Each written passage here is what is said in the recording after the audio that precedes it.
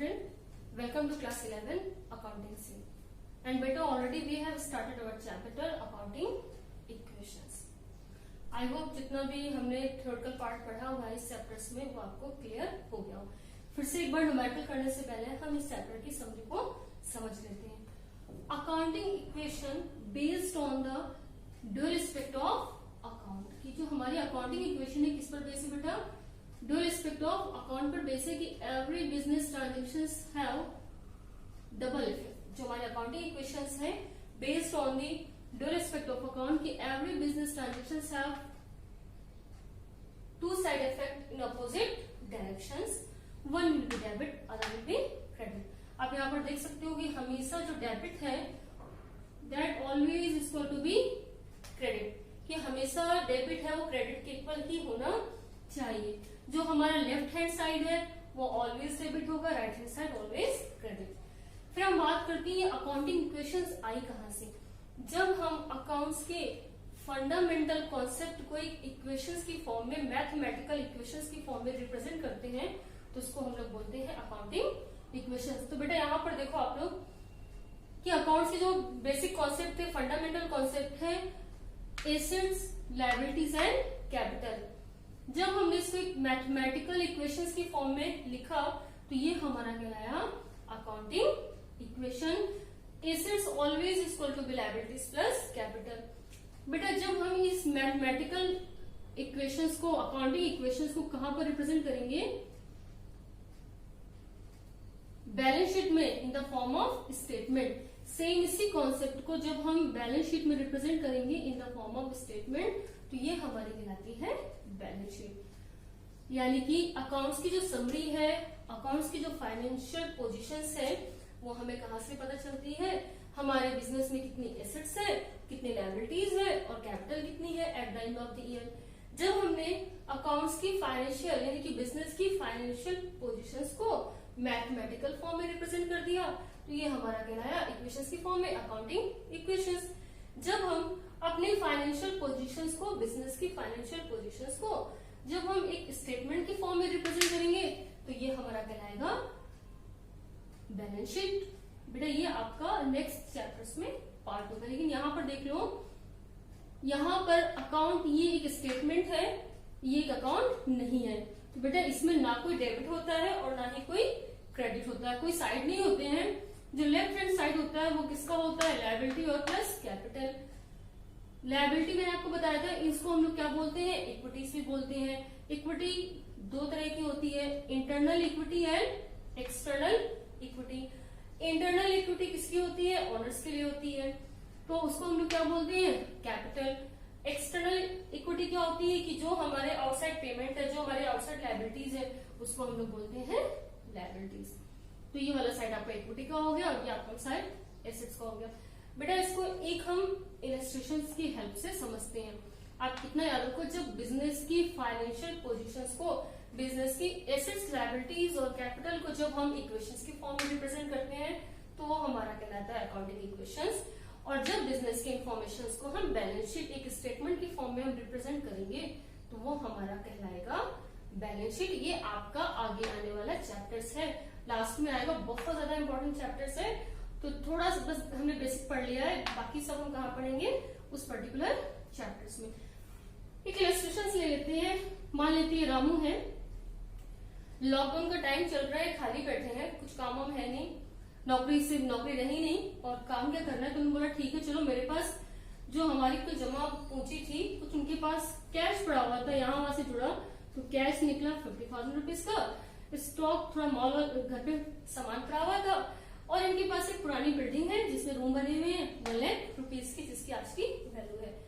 तो रामू ने सोचा कि ये खाली बैठे हैं, चलो आज बिजनेस स्टार्ट करते हैं। इस लॉकडाउन के टाइम पर बर्बाद हो गए तो कुछ सोर्सेज ऑफ अर्निंग बढ़ाते हैं। और प्रधानमंत्री की स्पीच से इंस्पायर्ड होकर उन्होंने बोला कि चलो हम किसी की नौकरी करने की बजाय हम खुद का काम स्टार्ट करें। तो उन्होंने बोला कि चलो नाश्ते का काम हम स्टार्ट करते हैं। देन इन्होंने क्या किया? बिजनेस स्टार्ट किया। कैश 50,000 से, स्टॉक 10,000 से एंड बिल्डिंग की जो वैल्यू थी इनके पास 1 लाख की। तो बेटा ये इन्होंने स्टार्ट किया। अगर हम इस इंफॉर्मेशन को, बिजनेस इंफॉर्मेशन को अगर हम रामू की अगर हम बैलेंस शीट बनाए तो हम क्या करेंगे, रामू के पास कैश कितना है 50,000 का। फाइनेंशियल पोजीशन आपसे पूछी जाए, आप रामू के अकाउंटेंट हो, और अकाउंटेंट हमेशा क्या करता है, बिजनेस और बिजनेसमैन दोनों अलग अलग पर्सन है अकाउंटेंट की नजर में। तो रामू ने बिजनेस को क्या दिया, रामू ने बिजनेस को दिया कैश, स्टॉक एंड बिल्डिंग। तो रामू ने क्या दिया 50,000 रुपीज का कैश दिया, और स्टॉक की वैल्यू कितनी है 10,000, और बिल्डिंग की वैल्यू 1 लाख रुपीज की रामू को क्या दिया उन्होंने, रामू ने बिजनेस को बिल्डिंग दी। बिजनेस को क्या मिला, कैश मिला, स्टॉक मिला, बिल्डिंग मिली। रामू को क्या मिला, रामू ने अपनी क्या दी है, कैपिटल दी है 1 लाख रुपीज की। क्या दी है अपनी कैपिटल, यानी कि whatever introduce by the businessman on the starting of a business known as the capital. तो रामू ने बिजनेसमैन को क्या दिया, कैपिटल दी है 1 लाख रुपए की। अब देखो यहाँ पर दोनों साइड का टोटल 1 लाख रुपए की, सॉरी बेटा 1 लाख रुपए कैपिटल नहीं है, whatever given by the businessman into the business on the time of starting of a business known as the capital. Business के स्टार्टिंग में जो कुछ भी रामू ने दिया वो पूरी कैपिटल है। तो कैपिटल की वैल्यू कितना हुई 1 lakh rupees, 10,000 and 50,000, total capital कितनी हुई 1,60,000। कैपिटल की वैल्यू कितनी 1,60,000 रामू की कैपिटल है बिजनेस में। अब जब कभी भी बिजनेस बंद होगा, एक क्वेश्चन अराइज होता है कि कैपिटल एसेट्स में क्यों नहीं आता, लायबिलिटीज में क्यों आता है। रामू ने बिजनेस को कैपिटल दी है, जिस दिन भी बिजनेस बंद होगा तो बिजनेस की रिस्पॉन्सिबिलिटी है कि वो रामू की कैपिटल रामू को रिटर्न में करे, ठीक है। तो ये हमारा बेसिक कॉन्सेप्ट है। अब हम इसमें थोड़ा सा आगे बढ़ते हैं। जो बिजनेस की फाइनेंशियल पोजीशन है वो चेंज होती रहती है। इसी कॉन्सेप्ट को अगर हम इक्वेशंस की फॉर्म में लिख दें, इक्वेशंस हमारी क्या बनेगी, हमारे पास टोटल एसेट्स है बेटा 50,000 की, 50,000 का हमारे पास कैश है, 10,000 का हमारे पास स्टॉक है, और हमारे पास 1 लाख की हमारे पास क्या है बिल्डिंग है। तो टोटल हमारे पास कितना आया, लायबिलिटी प्लस कैपिटल में कितना है 1,60,000, ठीक है। जब हमने इसको इक्वेशंस की फॉर्म में लिख दिया तो ये हमारी कहलाए अकाउंटिंग इक्वेशन। अब इसको थोड़ा सा और समझते हैं।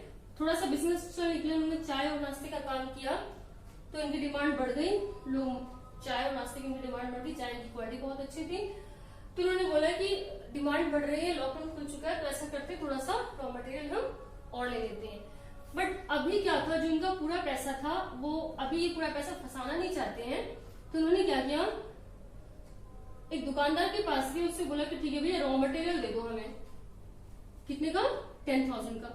बदले में रामू ने क्या दिया, उसको कैश दिया, ठीक है। कैश में दे दो रॉ मटेरियल, और रामू के पास क्या है बेटा स्टॉक है, ठीक है। अब रामू एक दूसरी शॉप में गया, कस्टमर पड़ रहे थे तो बैठने के लिए स्टूल फर्नीचर्स वगैरह भी चाहिए होगा। तो रामू ने बोला कि ठीक है हम सामान तो ले लेते लेकिन अभी मुझे ज्यादा पैसा फंसाना नहीं है, बिजनेस में सैलरी वगैरह भी देनी होगी, बाकी काम करना होगा तो कैश छोड़ते हैं। लेकिन उसको 10 स्टूल की जरूरत थी, तो उसने क्या किया, फर्नीचर शॉप से फर्नीचर खरीदे, ठीक है। फर्नीचर्स की वैल्यू कितनी थी 10,000, लेकिन उसने क्या किया, अभी इसका पेमेंट नहीं दिया। रामू ने क्या किया, अभी इसका पेमेंट नहीं दिया। तो रामू के पास क्या बढ़ गई, रामू के पास फर्नीचर तो आ गया लेकिन रामू के पास क्या बढ़ गई, लायबिलिटीज, क्योंकि रामू ने क्या खरीदा है, उधार में खरीदा। किस पे खरीदा, फर्नीचर, क्रेडिट में। रामू की क्या बढ़ गई, लायबिलिटी रामू की बढ़ गई। बेटा अब इसको हम अगर अब हमारे बिजनेस में थोड़ा बहुत चेंज हुआ, रामू के पास से क्या गया, देखो पहले वाले केस में रॉ मटेरियल परचेज किया तो रामू के पास से कैश गया और रामू के पास क्या आया, स्टॉक। दूसरे वाले केस में रामू के पास फर्नीचर तो आया है लेकिन प्लस रामू की क्या बढ़ गई, लायबिलिटीज में लायबिलिटी बढ़ गई। तो अगर इसको हम अकाउंटिंग इक्वेशंस की फॉर्म में रिप्रेजेंट करेंगे तो किस तरीके से लिखेंगे, हमारा फॉर्मेट है assets always equal to liability plus capital. Assets में हमारे पास क्या क्या चीजें हैं, कैश, और दूसरा क्या है हमारे पास बेटा, स्टॉक, और क्या हमारे पास बिल्डिंग, और अब हमारे पास क्या बढ़ गया है, furniture. Always equal to be liability plus capital. अब देखो पहले वाली अगर इक्वेशन हम रिप्रेजेंट करेंगे तो पहले वाली में हमारे पास क्या था, 50,000 कैश था, क्लियर। फिर हमारे पास स्टॉक था 10,000 का, और हमारे पास जो बिल्डिंग थी वो थी हमारे पास 1 लाख की, और हमारे पास कैपिटल थी 1,60,000 की। देखो इक्वेशन दोनों का टोटल इक्वल है। अब क्या होगा, रामू ने क्या किया, रॉ मटेरियल खरीदा कितने का, 10,000 का। तो रामू के पास से क्या गया, 10,000 रुपीज। रामू के पास क्या आया, 10,000 का स्टॉक आया। देखो कैश कम हुआ और बदले में स्टॉक आया, ठीक है। तो ये हमारे पास क्या आया बेटा, यहाँ पर कैश बचा 40,000, स्टॉक हो गया 20,000, बिल्डिंग की वैल्यू में कोई चेंज नहीं 1 लाख, और कैपिटल में भी कोई चेंजेस, लायबिलिटी साइड में 2 साइड हो गए, एक एसेट साइड हो गया, दूसरा लायबिलिटी प्लस कैपिटल का। तो देखो बेटा कोई भी चेंजेस नहीं हुए। टोटल कितना हो रहा है, 40 प्लस 20 यानी कि 60 और प्लस 1,60,000, 1,60,000 हमारी इक्वेशन प्रूफ हो गई। फिर क्या हुआ, रामू को फर्नीचर की जरूरत थी, रामू ने क्या खरीदा, फर्नीचर परचेज किया, कितने का, 10,000 का। तो रामू के पास क्या आ गया, फर्नीचर आ गया। कैश गया क्या रामू के पास से, कैश तो नहीं गया, तो इसी में 10,000 का फर्नीचर ऐड हो गया। लेकिन रामू ने उधार में खरीदा है, तो रामू के पास क्या बढ़ गई, लायबिलिटी बढ़ गई, कितने की बढ़ गई, 10,000 की। तो अब देखो एसेट्स की तरफ वैल्यू हो गई 1,70,000, क्योंकि 10,000 वैल्यू का फर्नीचर बढ़ गया, और लायबिलिटी भी बढ़ गई 10,000 की। तो लायबिलिटी और कैपिटल साइड का भी टोटल कितना हो गया, 1,70,000। बेटा जब हम